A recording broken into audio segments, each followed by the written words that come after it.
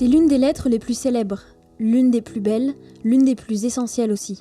On la retrouve dans toutes les anthologies de l'alpinisme, sans doute parce que son auteur, François Pétrarque, grand voyageur et poète érudit, a avant tout été guidé par sa curiosité et par son goût de l'aventure pour gravir le plus haut sommet de Provence qui culmine à 1910 mètres. Je suis Coralie de Pavenrode, une marque de vêtements outdoor conçue pour les aventurières et les aventuriers d'aujourd'hui. À travers ce format, je vous raconte l'histoire de celles et ceux qui ont façonné la culture de l'exploration. Parce que la montagne, c'est avant tout des récits. Des récits mêlant passion, résilience, transmission et émerveillement.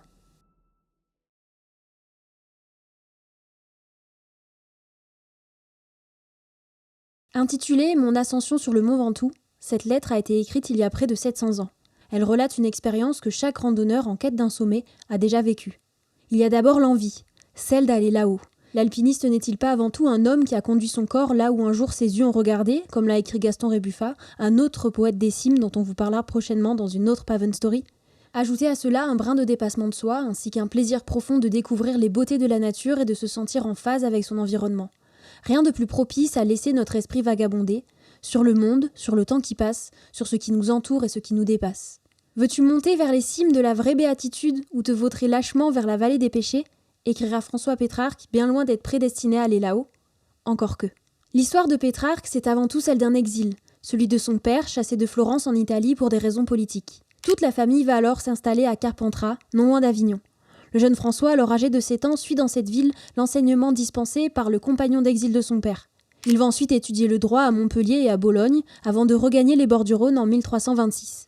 Quelques mois plus tard, il fait la rencontre de la mystérieuse Laure, une jeune femme mariée dont il tombe éperdument amoureux. Leur amour est impossible, il ne cessera pourtant jamais de l'aimer. Peu de temps après, il entre dans la haute société ecclésiastique, où remarqué pour son érudition, son humanisme et son admirable écriture poétique, il mène une vie mondaine et frivole, le tout agrémenté de rencontres et de voyages. Hélas, il va très vite être déçu de la cour pontificale d'Avignon, notamment à la suite de la lecture de l'œuvre de saint Augustin, qui déclenche chez lui une crise mystique liée au conflit entre ses désirs d'élévation spirituelle et sa vie de débauche à la cité des papes, qu'il surnomme dans ses écrits la patrie des larves. Le 26 avril 1336, Pétrarque, accompagné de son frère Gérard et de 2 serviteurs, décide de faire l'ascension du Mont Ventoux, une montagne qui ne cesse de l'attirer depuis l'enfance. Mais cette aventure est impensable à l'époque. C'est ce que s'efforce de leur faire comprendre le vieux berger rencontré au début de l'expédition. En vain. Car rien ni personne ne peut remettre en question leur détermination, si ce n'est la rudesse de la pente. Très vite, Pétrarque ralentit le pas, tandis que son frère cadet et les serviteurs progressent aisément en empruntant les passages les plus directs et les plus abrupts. Le poète va perdre du temps en faisant des détours à la recherche d'un improbable sentier plus facile. Rebuté par l'effort, il allonge son parcours en passant par le fond des combes. C'est alors que par association d'idées, ses pensées l'emmènent à comparer les difficultés rencontrées pour atteindre le sommet aux obstacles auxquels il est confronté dans la vie. Des réflexions qu'il écrira par la suite. Après avoir beaucoup traîné, il te faudra choisir. Accéder au bonheur éternel au prix d'énormes efforts, sottement différés, ou t'abandonner dans les bas-fonds de tes péchés, et, je frémis à le penser, si les noires ténèbres de la mort te surprennent en ces lieux, tu vivras l'éternité dans des tourments sans fin. Stimulé par ces pensées, il rejoint ses amis au sommet. Tout d'abord vivement surpris par la légèreté de l'air et par le spectacle grandiose du paysage, je fus comme étourdi. Je me retourne, des nuages flottent à mes pieds.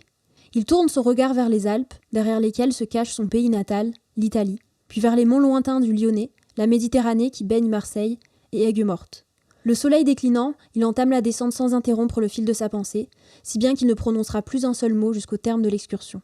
Lorsque les derniers rayons du soleil réchauffent les remparts de Malaucène, petit village situé à une quarantaine de kilomètres d'Avignon dans le Vaucluse, les hommes arrivent à l'auberge. En dépit de son épuisement physique, Pétrarque est ravi.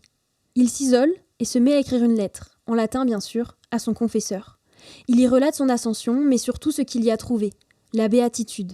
Mieux, il vient de découvrir l'euphorie des cimes et fait appel à ce qui deviendra l'un des concepts fondateurs du sublime, autrement dit que la nature dans son immensité et dans sa force brute dépasse notre compréhension et suscite à la fois émerveillement et humilité. Et vous, avez-vous déjà gravi le Mont Ventoux ? À pied, ou peut-être même à vélo ? On espère que cet épisode vous a plu. Si c'est le cas, abonnez-vous à la chaîne et activez la cloche pour ne rien manquer. Nous publions une Paven Story tous les dimanches. Et vous pouvez aussi nous retrouver sur pavenrode.fr pour découvrir nos produits made in France, ainsi que d'autres contenus, ou encore sur Instagram pour continuer l'aventure. À la semaine prochaine!